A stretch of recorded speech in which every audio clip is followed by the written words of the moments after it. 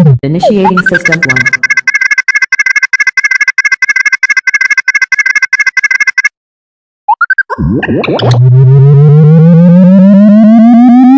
System 1 loaded.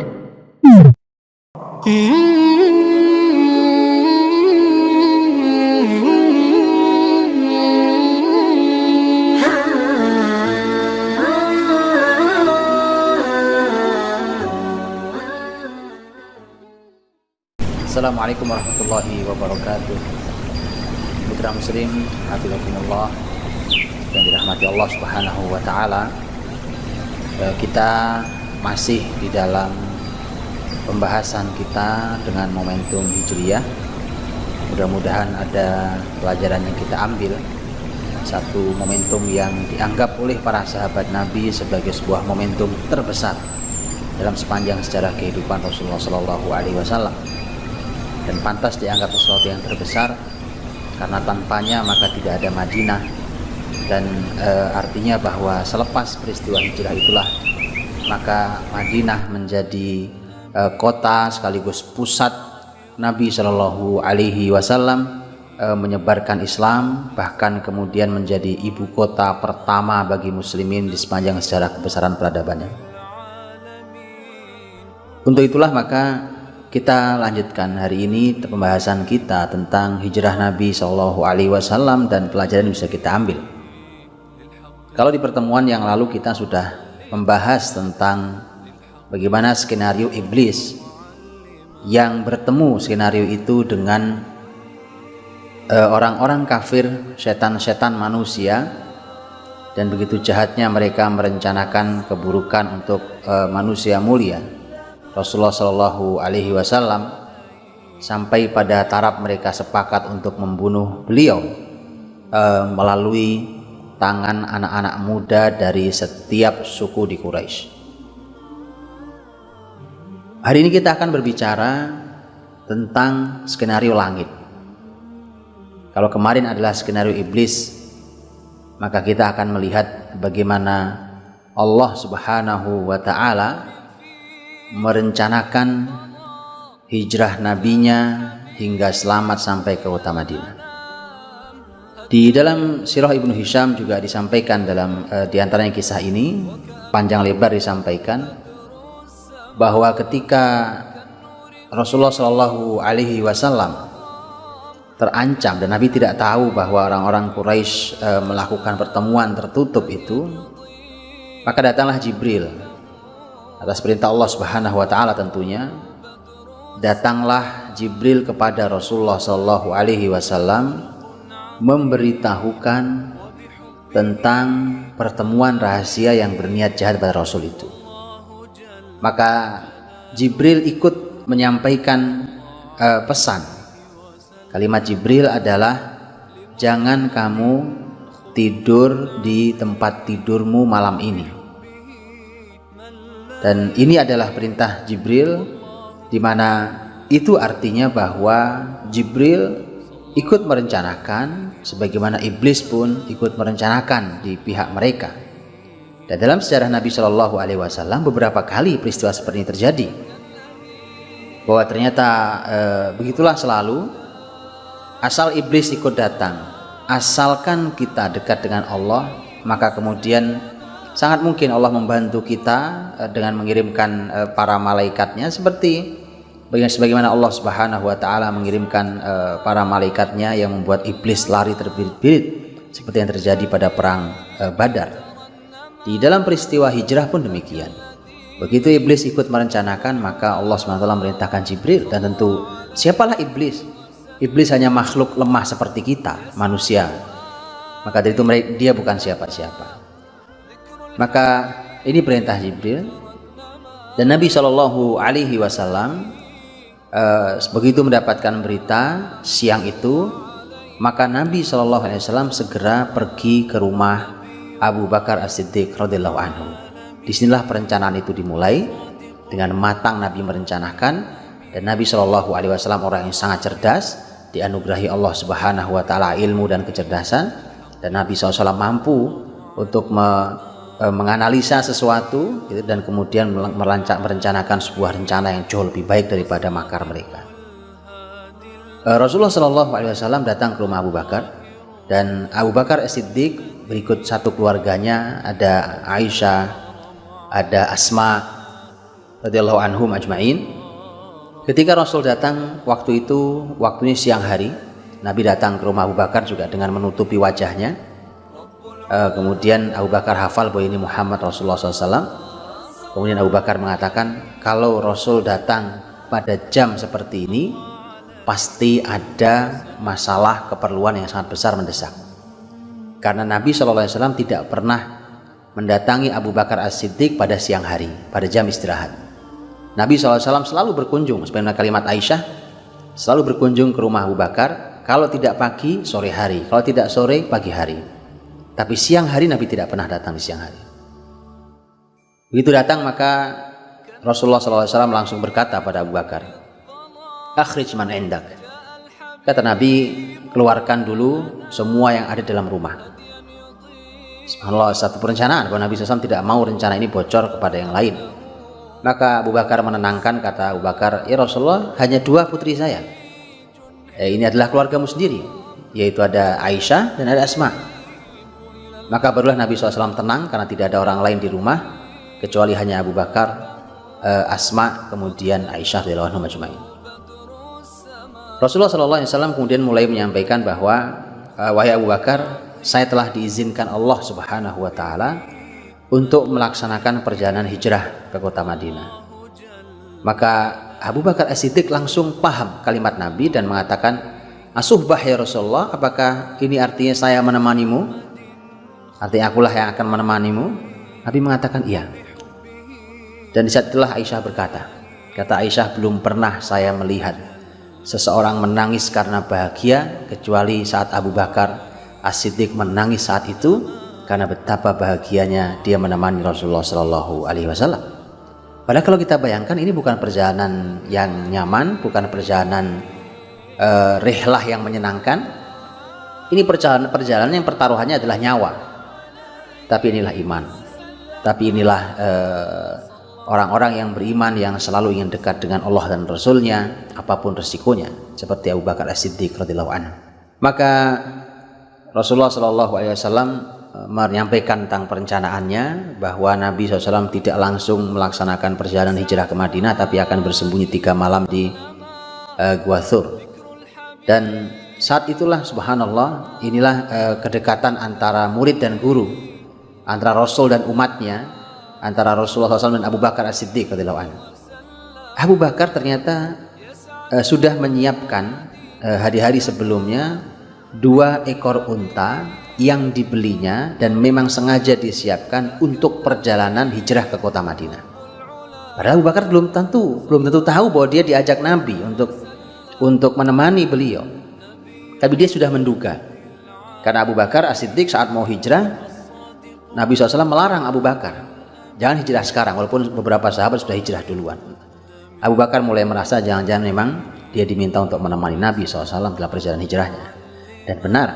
Maka begitu Nabi menyampaikan siang itu, Abu Bakar mengatakan, ya Rasulullah, saya sudah siapkan 2 unta, diberi makan yang baik untuk perjalanan panjang hijrah Nabi dan Abu Bakar ke kota Madinah.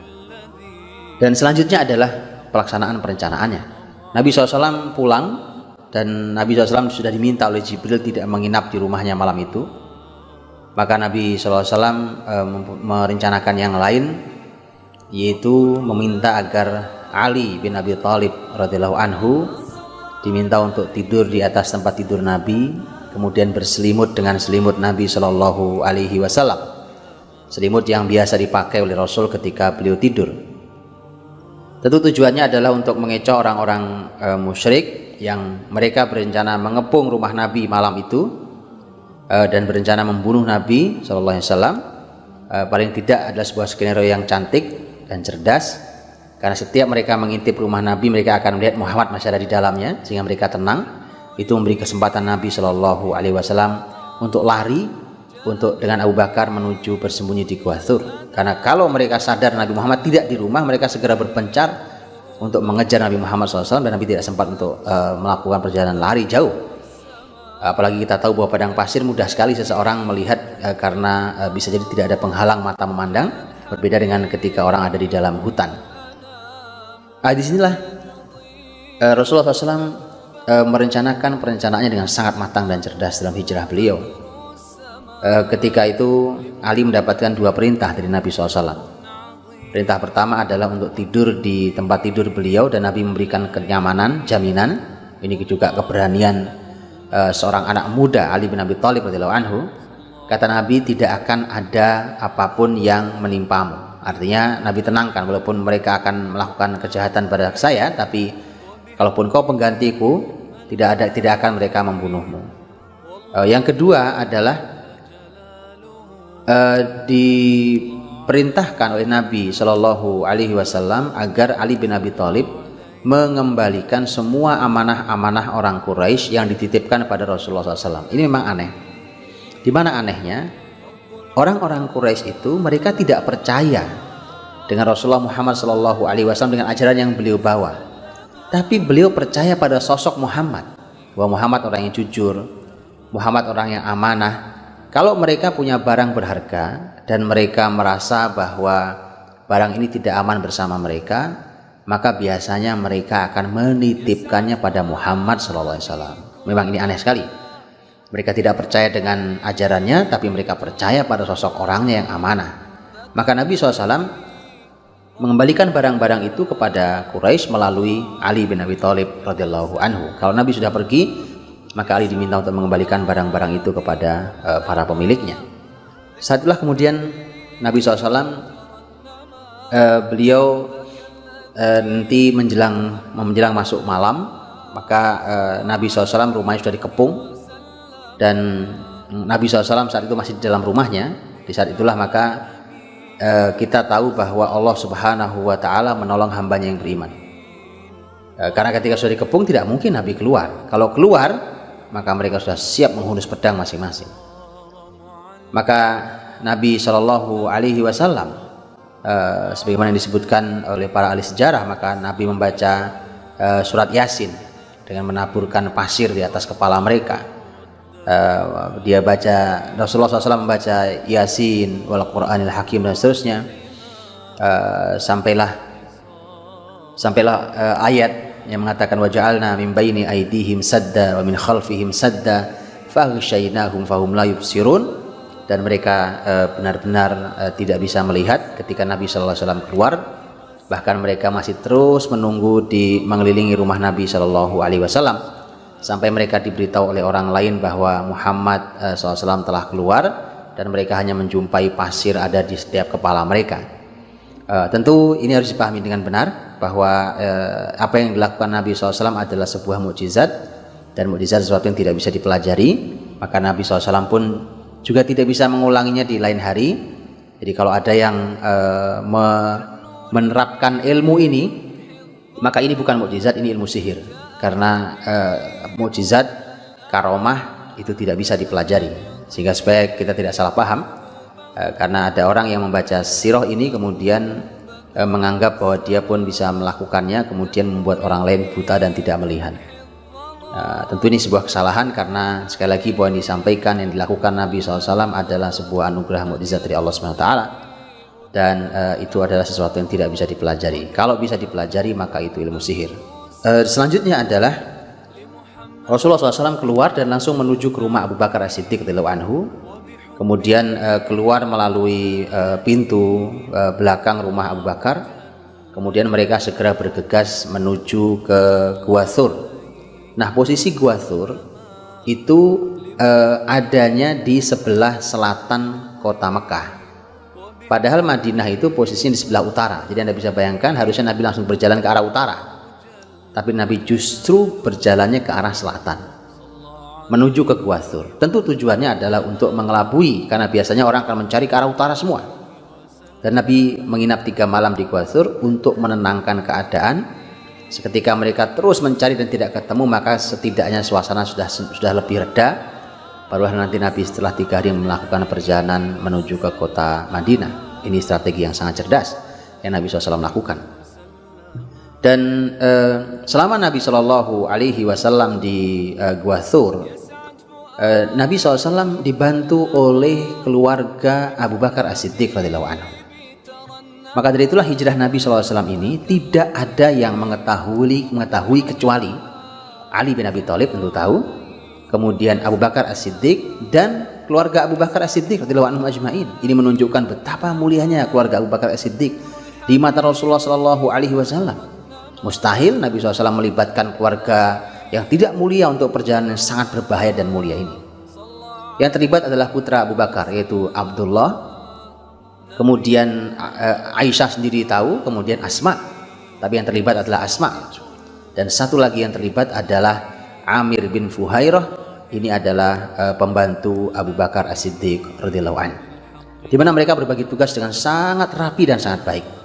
Fungsi Abdullah adalah di setiap siang hari dia berada di Mekah mendengarkan semua pembicaraan orang-orang Mekah tentang Nabi Muhammad dan ayahnya Abu Bakar. Kemudian fungsinya Asma adalah menyiapkan makanan, di mana makanan itu disiapkan, berikut airnya, kemudian nanti dibawa ke Gua Thur oleh saudaranya. Kemudian fungsi Amir bin Fuhairah, pembantu Abu Bakar, adalah dia menggembalakan kambing milik Abu Bakar, dan kambing itu dibawa sampai ke Gua Thur, kemudian dibawa turun lagi. Fungsinya, di antara fungsinya menurut para ahli sejarah adalah fungsinya adalah untuk menghapus jejak kaki Abdullah, karena perlu diketahui bahwa orang-orang padang pasir sangat cerdas dalam membaca jejak kaki. Maka dengan itulah terhapus dengan diinjak-injak oleh kaki kambing.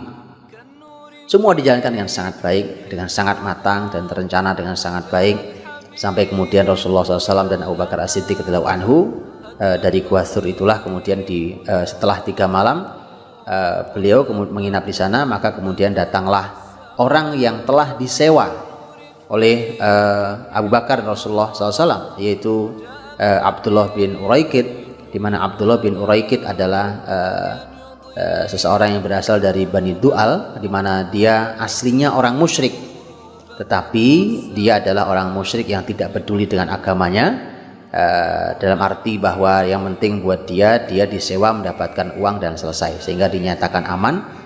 Dan dialah orang yang sangat paham jalan-jalan tikus, kita menyebutnya, yaitu jalan-jalan kecil, bukan jalan besarnya, dari Mekah menuju ke kota Madinah. Dan kalau kita membaca peta, kita akan tahu bahwa Nabi SAW memang tidak melewati jalan-jalan besar yang biasa dilewati oleh kafilah-kafilah dagang yang berjalan dari Mekah menuju ke kota Madinah. Nah, dari sinilah maka kita bisa paham, paling tidak kita bisa mengambil pelajaran. Kalaupun kita ambil pelajaran 2 itu cukup. Yang pertama adalah bagaimana kita diminta untuk selalu dekat pada Allah Subhanahu wa Ta'ala. Ada saat-saat kita sangat sulit seperti itu. Di saat seperti itulah bahkan iblis turun sekalipun, semua setan turun sekalipun, manusia membuat konspirasi besar sekalipun untuk kita. Tapi kalau kita dekat dengan Allah Subhanahu wa Ta'ala, Allah berfirman, wa makaru wa makarallah wallahu khairul makirin, bahwa mereka berbuat makar, tapi Allah pun mempunyai makar. Tentu Allah Subhanahu wa Ta'ala makarnya lebih baik daripada makar mereka. Dan sebesar apapun makar mereka, wa makaru makrahum wa indallahi makruhum wa in kana makruhum litazula minhul jibal, bahkan ketika makar mereka mampu menghilangkan gunung sekalipun, maka sebesar apapun makar itu, maka sesungguhnya ketika kita ditolong Allah Subhanahu wa Ta'ala, maka tidak ada masalah dengan semua konspirasi manusia yang tidak perlu ditakuti. Orang harus berhati-hati, orang hanya harus punya strategi. Ini pelajaran kedua, bahwa kita tetap harus punya strategi untuk menghadapi orang-orang kafir itu. Semangat tidak cukup, harus ada ilmunya, harus ada strateginya, harus ada langkahnya. Seperti Nabi SAW merencanakan yang sangat matang. Dan setelah itulah maka kita tinggal bertawakal pada Allah Subhanahu wa Ta'ala. Artinya lakukan semua, rencanakan semua dengan baik, kemudian tetaplah bersandar pada Allah Subhanahu wa Ta'ala, karena kita bukan siapa-siapa tanpa Allah Subhanahu wa Ta'ala. Tawakallah setelah itu, maka semua konspirasi manusia, bahkan iblis sekalipun, sesuatu yang tidak menakutkan bagi kita. Inna kaida syaitani kana dha'ifa, karena tipu daya setan itu sangat amat lemah. Wallahu a'lam bishawab. Fa'tabiru ya ulil absar, maka ambillah pelajaran wahai orang-orang yang berpikir. Assalamualaikum.